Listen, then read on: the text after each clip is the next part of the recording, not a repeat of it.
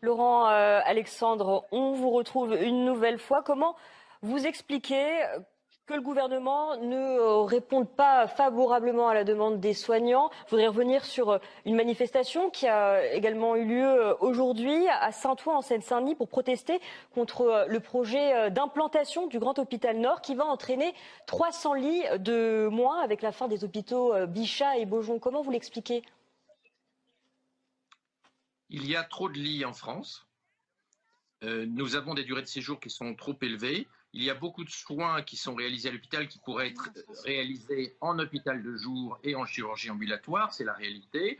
Le recours à la chirurgie ambulatoire est en France encore insuffisant. Nous avons l'habitude d'avoir des durées de séjour longues. Elles ont beaucoup diminué depuis 50 ans, mais pas encore suffisamment.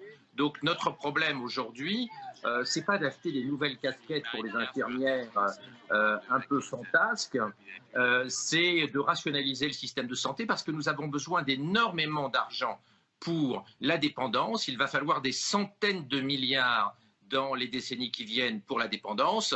Et donc, la priorité dans les années qui viennent, ça ne va pas être l'hôpital en aigu, ça va être la prise en charge de la dépendance compte tenu de l'explosion de la dépendance dans nos pays.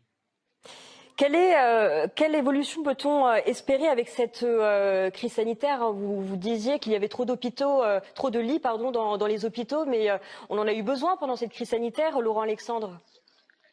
On n'a jamais manqué de lits pendant la crise sanitaire. Je vous rappelle qu'on avait fermé les lits d'aigus. Les lits de soins traditionnels étaient fermés. Donc, quand on regarde le taux d'occupation des hôpitaux pendant la crise du Covid, il était faible parce qu'on avait fermé des services entiers pour se concentrer sur ce qui était le plus important, qui était la prise en charge de soins aigus et de réanimation au sens large du terme. Donc, nous n'avons jamais manqué de lits.